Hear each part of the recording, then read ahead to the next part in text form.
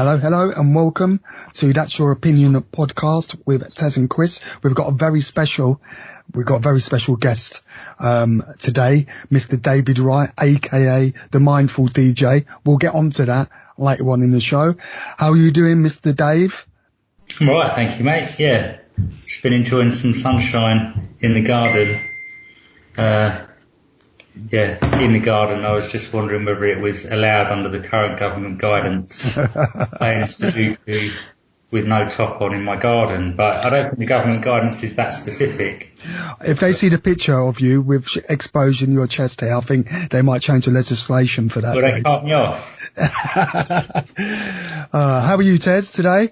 Yeah, not too bad. Having a bit of a lazy, kind of tired day, but not too bad. Good. We've got a few more lazy, tired days to come.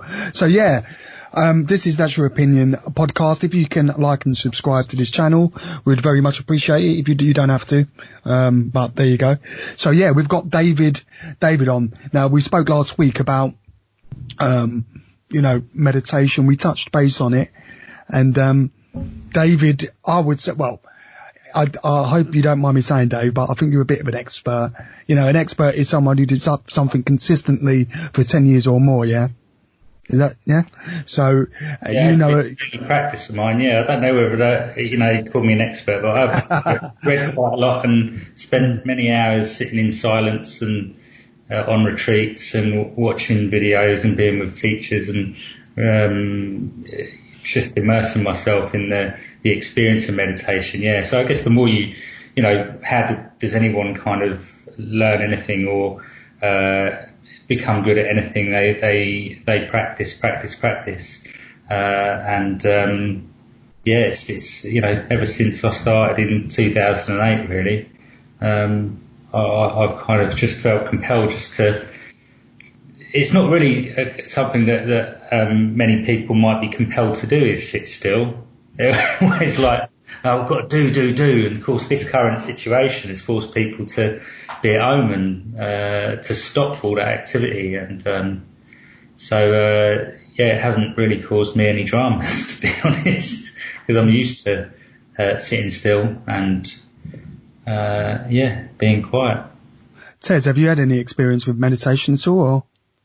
That's what I've actually been trying. I've been trying to practice or learn transcendental meditation, and trying to learn about other different forms of meditation, mainly for my thesis to do with David Lynch, but also because obviously it's meant to help as well with obviously mental health. So that's the second reason why I've been trying to learn and get more information about it. Mm. Yeah, it just froze up a little bit there, Tez. Whereabouts did it cut off? Just when you were to mental health. That was pretty much the end of it. So that was the second part of why I was trying to learn meditation, was for mental health reasons as well as for this thesis. Nice. So Dave, tell us a little bit about yourself. How did you get into meditation and why? I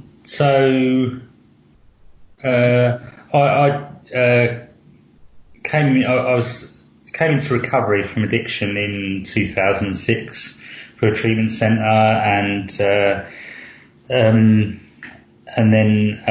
it's been part of my recovery process. So one of the steps is sort through prayer. Step 11, sort through prayer and meditation to improve our conscious contact with God as we understand God.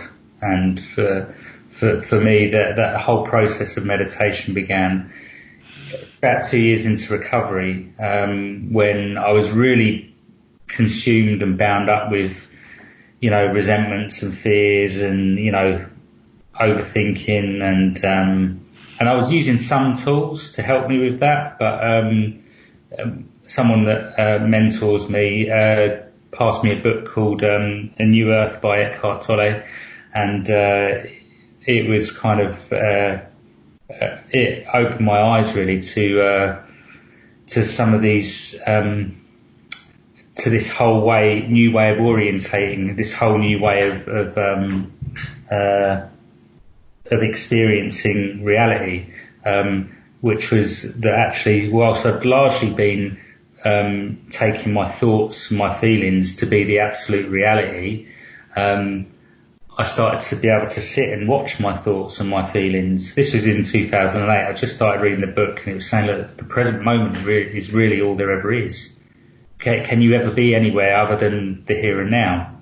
You know, you might sit here thinking about some future situation or what happened to you, you know, at secondary school when you were bullied, but none of that's happening now. You can only ever experience now. And so that was kind of like, wow. I mean, just reading this book, just kind of the lights came on, and I was like, wow, I can just sit here and observe my thoughts and my feelings. I've never done that before. You know, I've always been compelled to act based on those agitations and that restlessness, and the thoughts say, oh, you know, you're not being very proactive. You should do something. You should go and do the ironing or blah. So when I first started sitting with myself, I didn't even call it meditation. But it was just a natural response to this book. I'd sit in my garden and I'd sit for 5 or 10 minutes, and I would feel restless. I would feel agitated, and thoughts would arise. I remember thoughts like, you know, oh, you're not really at peace. This isn't really working. Maybe you should go and do the ironing. Seriously, it was like, it's one of the thoughts. You know, it's not something I particularly enjoy, the ironing. I do it, you know, but instead of acting on those thoughts, I would just watch them and observe them. And it became quite an awesome power to have, to be able to just watch and observe the thoughts and not actually be compelled into action. And that was the beginnings of meditation. I didn't actually attach the name meditation to it until a bit late, some months down the line, when I realised that's what was taking place there. It was giving attention to my experience in a focused, present way, which wasn't bound up with them thoughts. That's kind of how it started for me in 2008, and it's been a daily commitment ever since. I've not gone one day since then without meditating in some shape or form. So the benefits of meditation over a period of time, obviously, what are they? For anyone who obviously doesn't or hasn't experienced meditation, or maybe someone who's looking to get into some sort of meditation, or people who are familiar with meditation, but want to get back into it and need probably a gentle reminder, what are the benefits from your experience of meditation and meditating?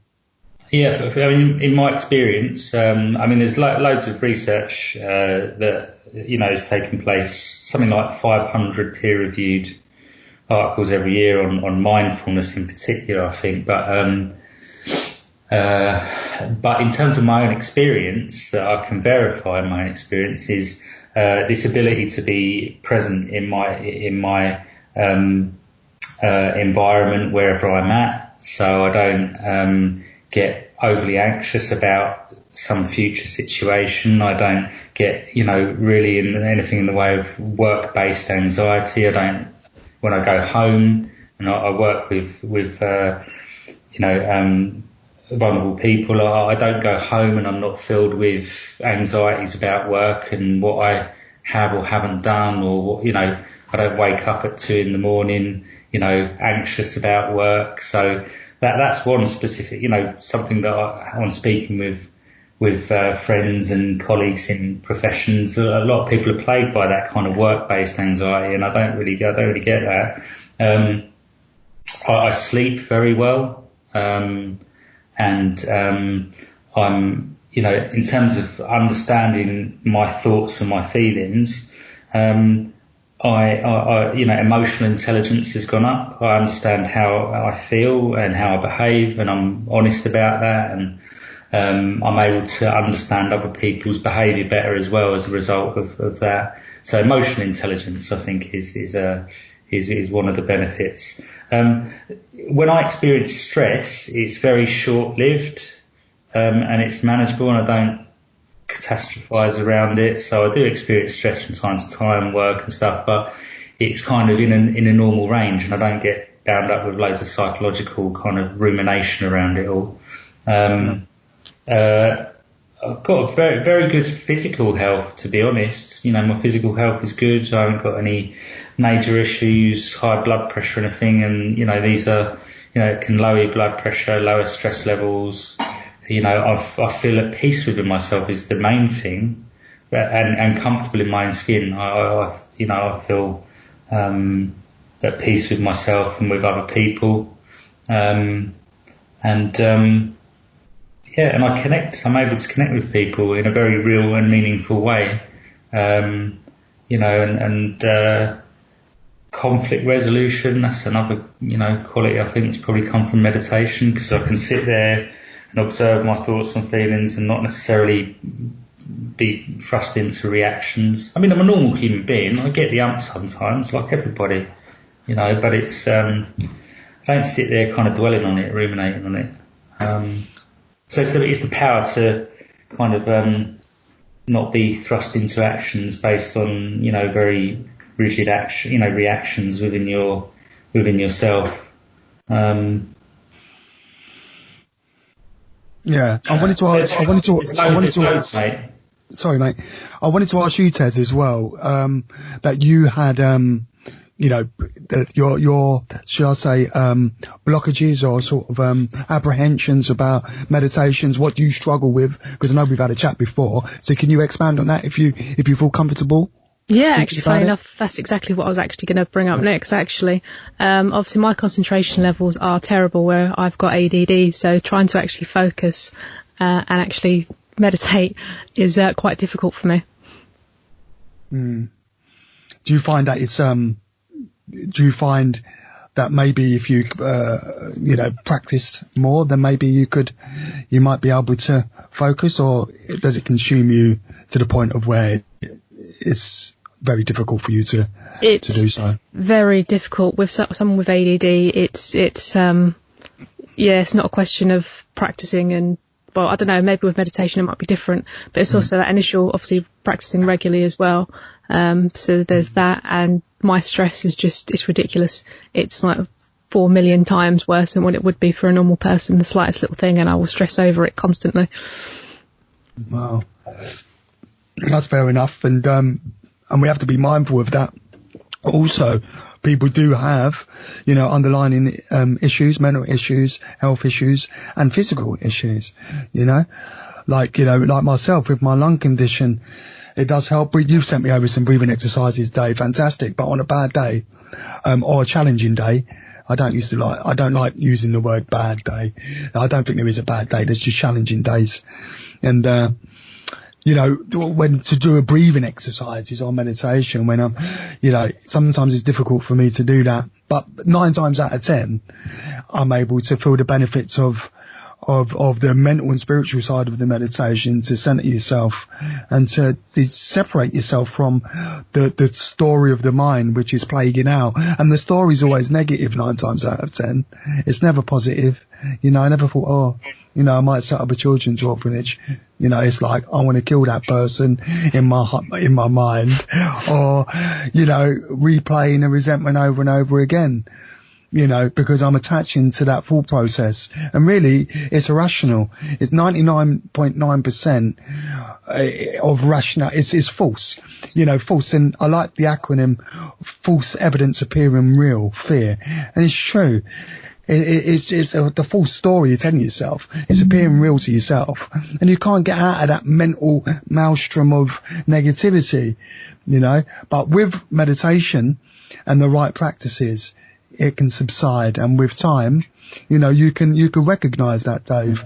So can I just say, actually, on the back of what Tez was saying, I think often the reason why people can find meditation difficult, and I totally acknowledge the different challenges and different mental conditions that people have, because I've been through depression, clinical depression within the last few years, so I totally understand the bombardment of disordered thinking, and sometimes other support is necessary. And I remember how, I was trying to, practice meditation and use various forms of it whilst I was, whilst I was experiencing the onset of depression, but in the end I needed medication. There can be a lot of stigma around medication, especially within spiritual communities. And I've found that it kind of says, it will kind of belittle medication and it will medication shame. And actually, in the end, I'd done all the positive stuff for my mental well-being, and been practicing that for a long time. Been in recovery for a long time. This was back in 2017, and in the end, the insight, what meditation had done for me at that point was it was able to put me in touch with the intuition to say, actually, now's the right time for me to accept medication. Meditation's been helpful, but I now need medication, and so that was, meditation shouldn't be opposed to any other forms of support or treatment that other people might otherwise need or be able to access. But it certainly allowed me to listen to my own intuition in the end, that was there somewhere, beneath the, the disordered thinking, the anxiety and the the awful low moods and other physical symptoms I was experiencing through that depression. But and it gave me the faith to give it a go, really. So but what I would say is that the reason that often people struggle with meditation is because they're trying too hard. People feel that they're not aware of the expectations around the meditation that they might have, that are getting in the way. They're kind of unconscious to it. So often you'll hear, your typical sort of thing of, I need to have an empty mind. I need to have a silent mind. I need to clear my mind. So that objective becomes something that already you've created a tension, you've created a struggle. If you start, and so when I do guided meditations, as you've experienced, Chris, I'll say, let's start with the attitude that this experience can be whatever it wants to be. If there's thoughts, fine. If there's feelings, fine. I'm not going to make a problem out of my thoughts and my feelings. If it's busy in there, I'm going to let it be busy. That's just how it is for today. And already, just going in with that attitude, you've alleviated yourself of the stress of needing to make that something, to be at peace. That's a mental position that many people start off with when they begin meditation. But unless you're shown that and that's pointed out to you, that can still play unconsciously. But once just hearing that might, you might feel, actually, maybe that does get in the way. Maybe I put too much expectation upon myself mentally to make this a particular way. Because that's the problem that I suffer from. My brain will not stop. It is constantly going. It's never ending. I try to stop the thoughts, but because of the ADD, it just does not shut up. It's a constant conversation. Yeah. So you'll give yourself a break and just say, okay, fine. That's just how it is. It's like the appearance of this room is just the appearance of this room. There's nothing that I can do about the appearance of this room. It just is what it is, right? It just appears. The screen, the visual perceptions, the colours, okay? But I'm aware of it. There is an awareness of the perception of the room, which is itself not really dependent upon the appearance of this room being the way it is. So I'm kind of tuning into that now. When I move, go to a different room, the appearance changes, but the awareness, the raw experience of being aware of knowing, that remains the same. And it's the same with if you're sitting there, eyes closed, in meditation, the appearance of the thoughts are just what's taking place. It's because people take responsibility, they think that I'm the doer of my thoughts and therefore I should get better at having less thoughts or being more at peace. That's really the big, that's where the ego is. That's where the belief that I am this thing that is doing my thinking. It's that misconception really that gets in the way. So when you say to yourself, okay, well, I'm just going to sit here and if, I'm just going to let this experience be whatever it is, you've already kind of taken out the sting, because you're then not bound up in trying to control your experience in any way. So that's the problem really, is that people need to become aware of how their control mechanisms are still playing out within themselves, even around their thoughts. And it's no one's fault. It's not your fault. It's just become the habit to feel that I'm the doer of my thoughts, and therefore I need to get better at having less thoughts, or emptying my mind, or clearing my mind. You don't find the peace by trying to chase that goal. You'll never get there. And so you'll always be in this tension. And then you might have a day where there's less thoughts and it's more silent, and you'll think, there'll be an inner kind of like, yes, I've done it today.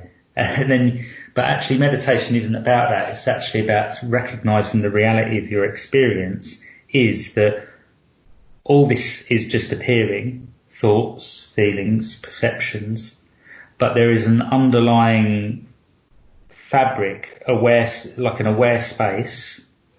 And so what we do is we don't solve the mind on the level of trying to go to work on it or make an effort to become more free of thoughts.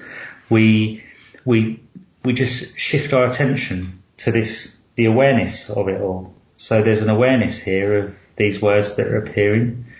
There's an awareness maybe of some underlying thoughts that are taking place, some feelings. But there is always this aware space. There has to be this aware, allowing space. And that's an experience. That's your raw, fundamental experience. Before any thoughts, feelings, sensations, there is always this underlying aware space. And so in meditation, we're changing our focus from being exclusively focused on the thoughts and the feelings, the mind, to that which allows that mind, thought, activity, perceptions, sounds to all appear. So that's really the kind of meditation that I've been engaged in, and it's direct and it's quite simple, but yeah, it takes a bit of practice of kind of looking at your experience in that way, and I've had a lot of guidance from teachers really, and I've listened to guided meditations and concept. I'm just seeing the dog out. She comes wandering in and then she woofs. I know I can relate to that, Tez, what you were saying, because when I first started meditation, my mind was 200 meters per hour all the time, constantly. A barrage of abuse in my mind, yeah, over and over again, racing. So I can relate to where you're coming from. And in the beginning, I was very resistant towards meditation. I was. This is the truth, what I'm saying here. And I thought, I can't be doing with this, I don't feel the benefits of it. I'm 100 miles per hour. This ain't going to work for me. Yeah, because I already set the tone for my own demise, really. I set out saying, right, it's not going to work for me. I'm 100 miles per hour. I'm not going to bother. And I did that for a while, and I thought, you know what, I'm going to give it a go. And I fleeted in and out, but over time, with practice, it did subside a little bit. I'm still 100 miles per hour. Ask Dave, he'll tell you I'm 100 miles per hour. And that's my nature. That's the way I am. But, I've calmed down a lot than what I was 5, 6, 7 years ago, believe me. So, yeah. Yeah, could you imagine when I first came into recovery, Dave? No, you couldn't, could you? I was a madman. I was lunatic. So my next question is, obviously some people, you got the meditation where you use music and there's like certain tones in that music that kind of triggers a certain level of consciousness. Have you experienced any of that or used it at all or know much about it? Oh, are you talking about binaural beats? Yeah, stuff like that. Yeah, I've used them, yeah, but I mean, generally, I've used them for different things actually, because so binaural beats are those tones and those frequencies that kind of are supposed to stimulate certain brainwave states, and I've listened to them often, going to sleep because you have ones for anxiety and for sleep and what have you, and I've even used ones for nausea. I remember feeling really sick, having nausea, and I found them quite effective, but together with breathing. They can be helpful. certainly for people with ADHD and those kinds of conditions. And I've shared some of them with somebody fairly recently who was kind of on the spectrum and kind of going through the diagnosis process. I think they can be helpful.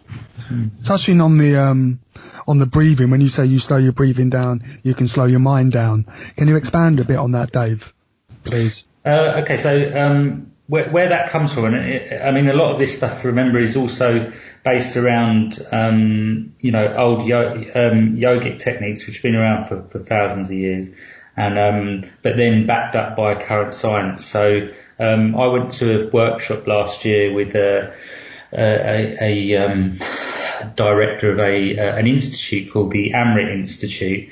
The lady's name was Kamini Desai, and her dad is Yogi Amrit Desai, and so it's called the Amrit Institute, and he was one of the last yoga masters to come from the east to the west, and actually was responsible for bringing one of those masters that brought the yoga to the west. We often think yoga as like a something that people do, the movements, get themselves in kind of downward dog positions.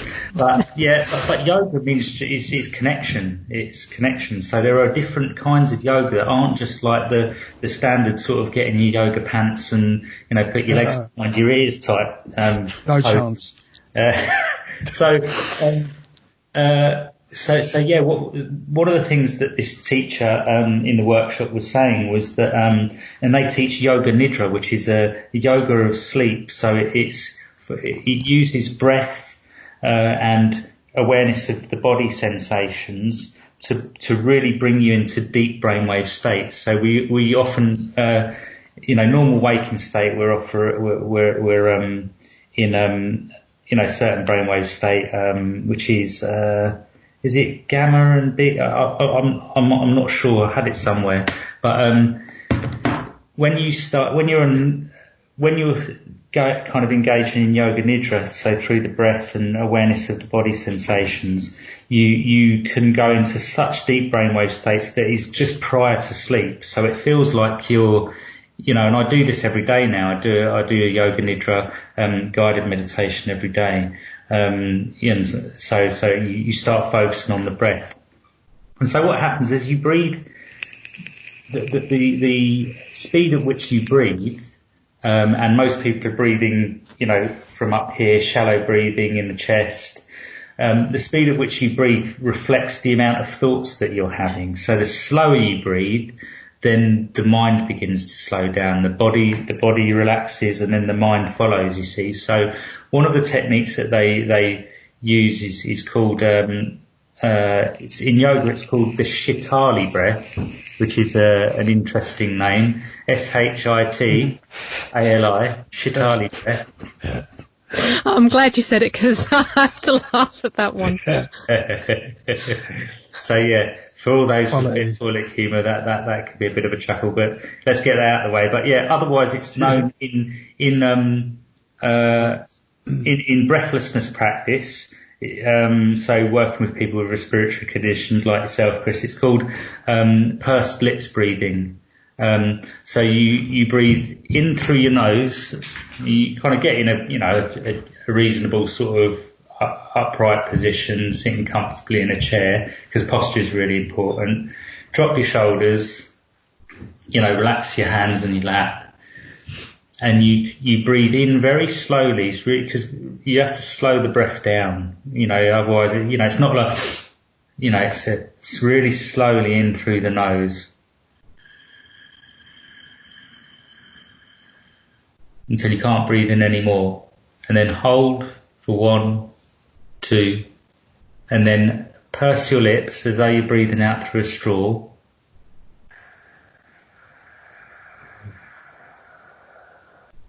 And it's not forced, it's not quick. You just allow that air to escape. You're not pushing it out, you're not forcing it out. And then again in through the nose until you can't breathe in anymore. Hold for 2, and then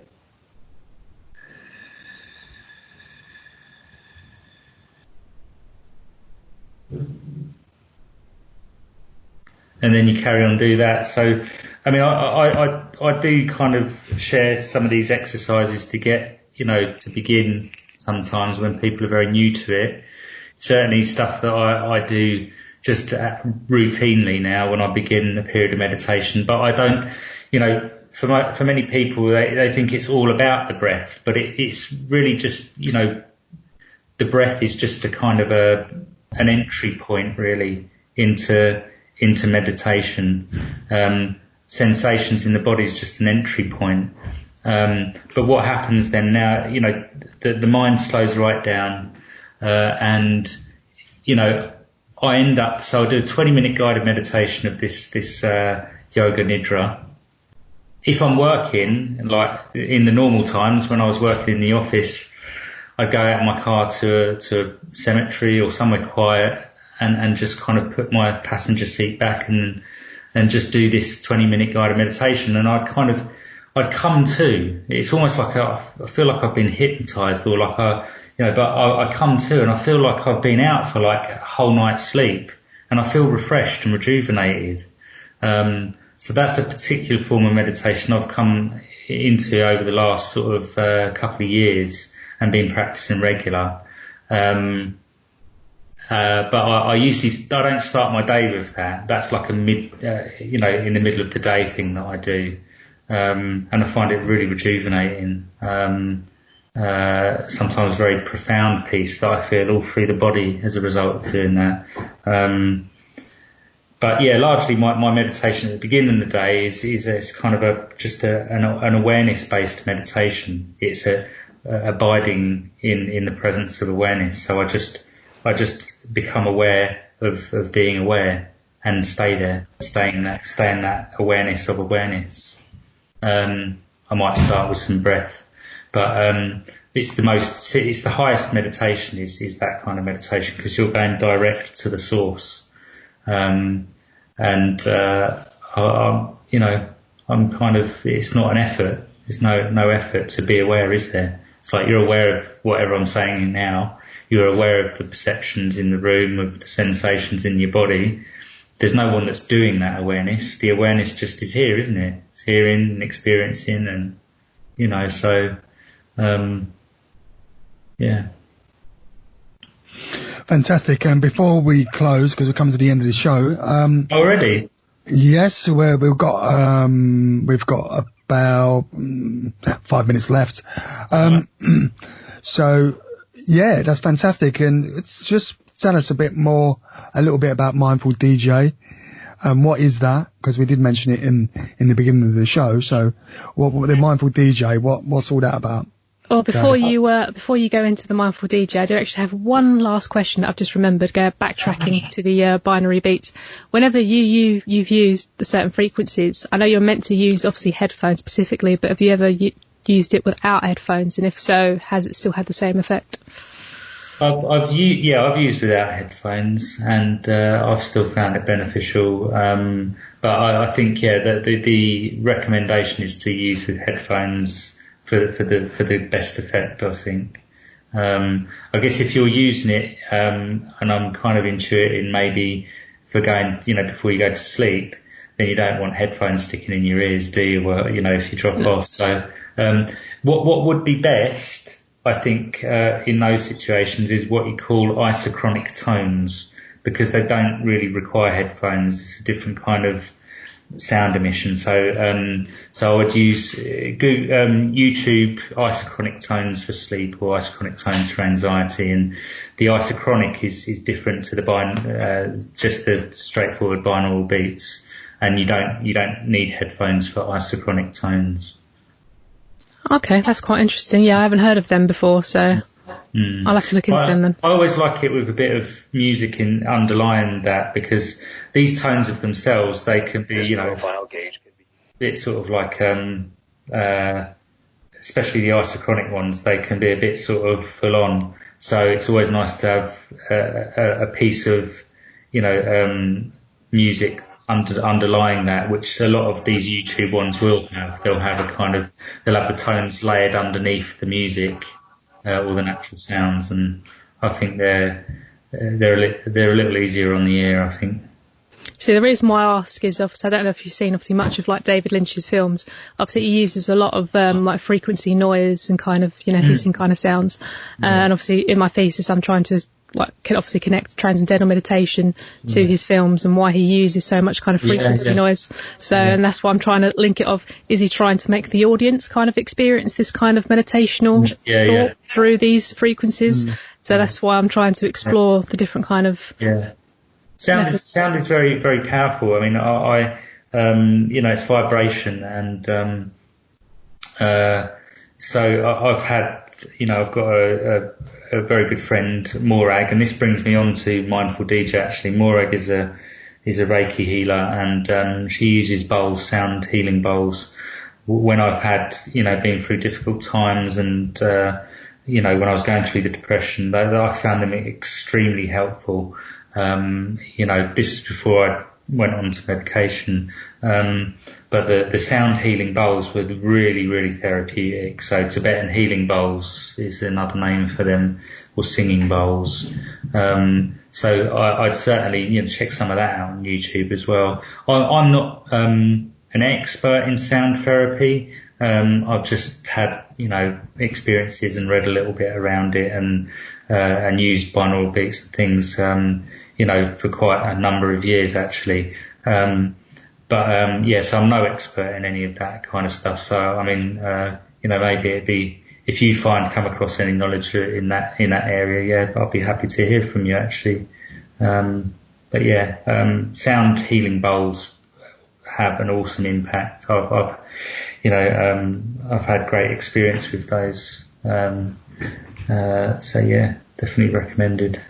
But so Mindful DJ is I've been doing live broadcast mixes because that's another thing about meditation is it allows you, it stimulates your creativity and allows you to kind of be, express yourself just as you are and be authentic. And so I used to and I still am. I grew up in the rave scene and drum and bass and hardcore and trance and all those kinds of dance music, and so I'm passionate about it. So I've got some turntables, some Technics 1210s. I've got loads of books on them. So as you can see, I'm that's my passion, is books and music. So I was doing live mixes on Facebook for friends and that. It's good I find it more enjoyable sharing music than just playing it for myself. So it's nicer to share. So I started doing live broadcasts, and then my friend Morag was doing some work for a radio station, and she says, you should have your own show, and something in me just said, well, maybe that could be useful. I could, do some of my dance music mixes and interlace it with,